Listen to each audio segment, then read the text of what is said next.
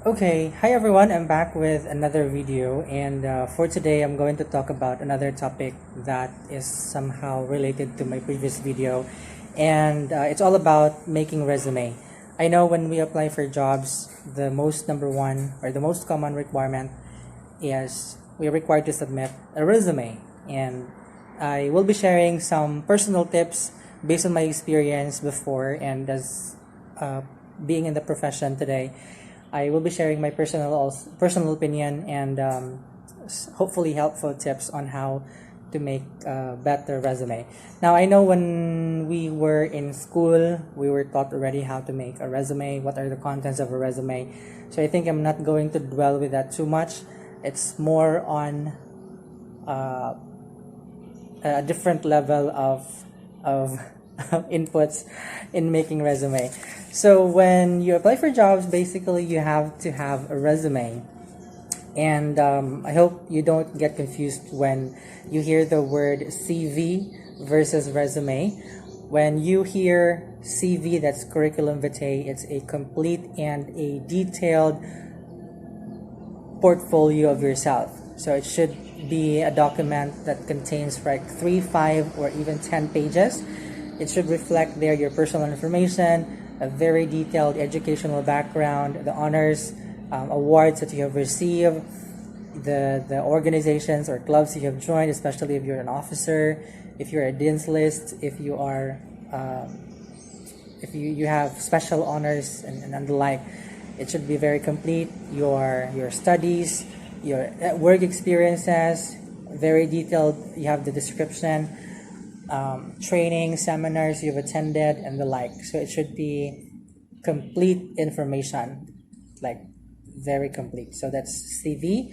It's mostly used in applying for academic positions, like especially in North America. CV is required when you're applying for academic profession, if you're applying for a teacher or a principal or and the like. But just based here in Asia or in the Philippines, we're just requiring resume when you apply for jobs or biodata, but it's not. It's commonly used. I mean, it's not so used now. Biodata is just a better version.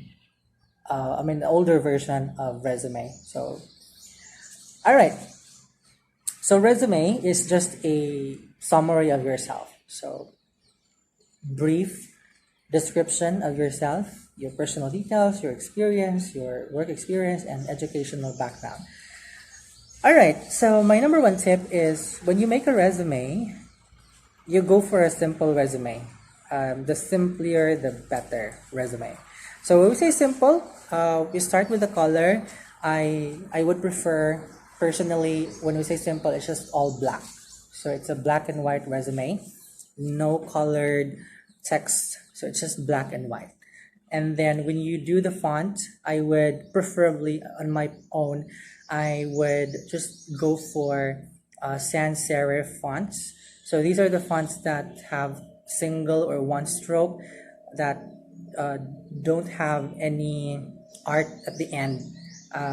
That's sans serif. So basically, an example of sans serif font is Calibri. So I know you're familiar with Calibri. So it's sans serif font. We also have Tahoma. We also have Arial, Century Gothic, and what else? Corbel. So that's those are sample of sans serif font. So simple font.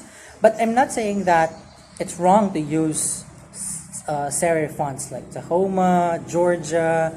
It's okay. Yeah, it's still good. I mean, there is nothing wrong with that, basically.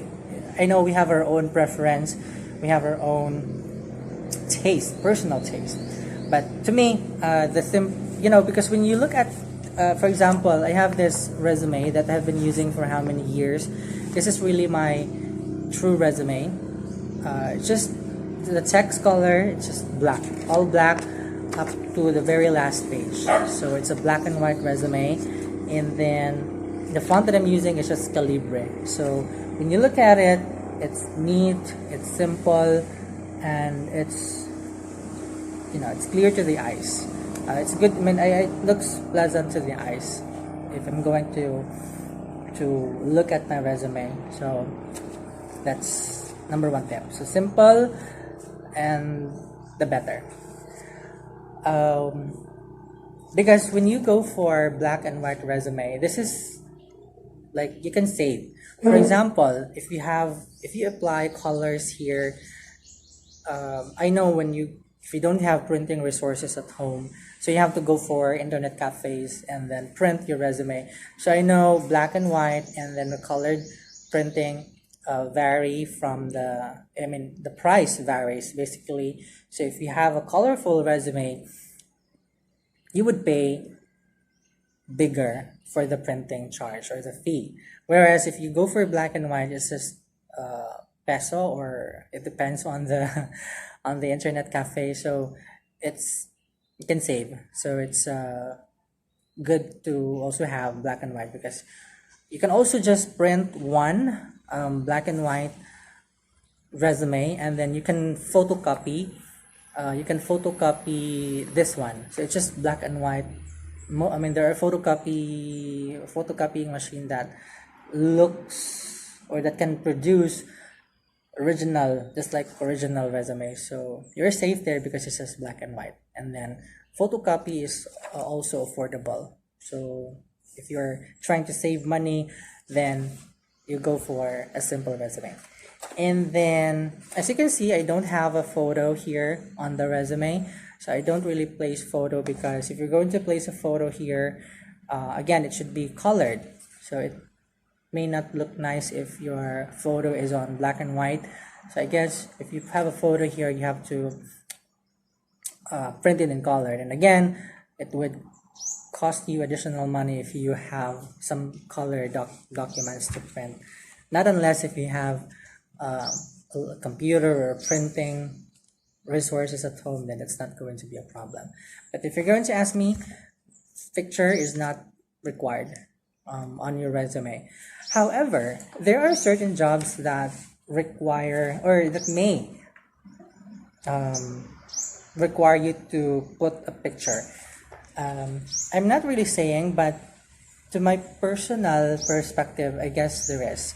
For example, if you're applying for I guess jobs in the hospitality industry, or maybe airline industry, I guess the thing in there is that, reality speaking, they would require you to be pleasing.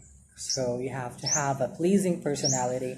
And if your resume bears a photo, then basically they have initial impression, or it has an impact to your future employer. Like, oh, this person looks looks nice, or something like that. So again, it depends. But again, I guess there are jobs that require you to put a picture on the resume, just like this one. So I have a different version of my resume, which I've created for a different company before, because I was applying for Philippine Airlines, just to share you, but I wasn't. I didn't get the chance to be shortlisted. Anyway, I have a colored resume, so it has a photo on it. So I made this colored so that it, when you have colors, it looks nice. It may look nice and presentable as well because of the colors. So what I'm using here, the colors are actually, this is a downloaded template I got from the internet. So if you are looking for colored resume, there's a lot of templates that you can download from the internet. Also in Microsoft Word, there's a lot of resume templates that you can use in there. So you just have to edit it, and there you go, you have a resume. So the color combination is also important.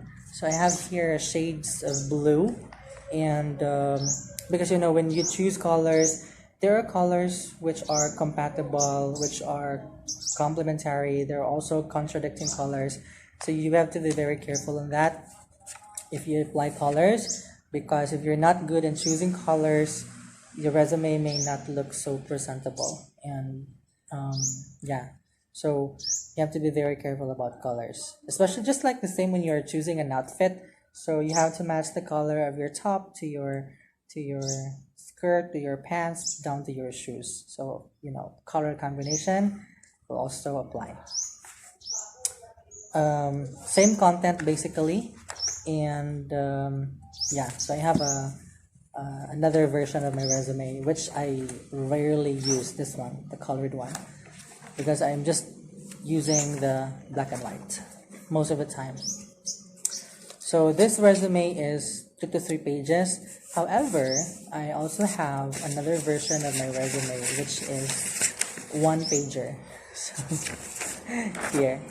So I have a one-page resume that I used. This is when I was. This is a resume of being a. Well, I have been into the insurance industry previously, so I have this one-page resume of being a financial advisor. So same thing. I have here my academic background, my experiences below, my personal details here at the side, and personal information. So I try to compress this so that it will fit on one page because this is a requirement previously. So it's also good that you have a one-page resume. But if you have a lot to put in there, then you can go for 2 to 3 pages. That's still fine. It's also colored because I have a photo on it.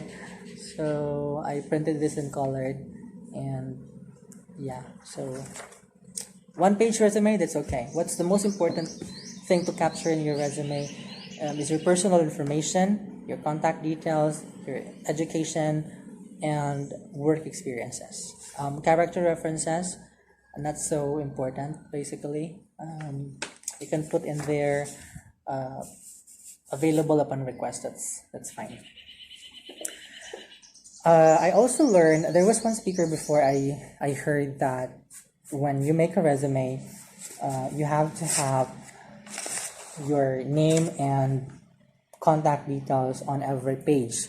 Why? Because if your resume will be detached, like for example, you have it stapled and then it will be detached from the other page, and then when they look at the second page and it doesn't have your name and contact number in there, they would wonder who this. I mean, who would wonder they would wonder the owner of the resume. So for for my first resume, I don't really have my name and my contact number on every pages. So it's just in the first part. But here on my second resume, I have my name at the top and contact number below. If you flip on the second page, it still has my name and contact number here on the page. But again, for me, it's not required that you put your name and contact number on every pages. Personally, I don't I don't follow the speaker. Yeah, because well, if the recruiter is professional enough and then careful enough, then they would really take care of your resume, and it's part of being ethical as a working individual. So that's fine. So just put your name and contact number on the first page. That's still okay, basically. And yeah, going back, another thing when you do colors on your resume, the main reason that I just go for black and white is that there are people who are subjective when it comes to color. So when we say subjective, it's based on their personal taste. So for example, I am a person who doesn't like blue, so I may have a bias when I look at this resume. I don't like that because it's blue, and then I'll go for my favorite color. Let's say purple. So purple. Most girls love purple. So if your recruiter doesn't like the color that you picked, then they may have. Again, I'm not saying, but it may happen that when they look at the resume, they don't like the color because it's not that reminds them of someone they don't like, or of their ex, of their past, and basically they have subjective feedback on your resume. So going down to the bottom, go for black and white resume, the safest type of resume you can have. So black and white, it's you're safe. You're on the safe side. So I guess I pretty have mentioned all the things that I can say about resume, and I hope that those things would actually help you in making your resume better. You can save. You can also give an impact to your recruiter or to your next potential employer. And yep, so I think I will be ending the video now. Thank you so much, guys, for watching, and I hope you will share this to your friends, to your classmates and the like, so that they can also get some tips. Feel free to comment below for your suggestions, or if you have any violent, hopefully not so violent reactions on the video. And happy job seeking. See you again. Bye.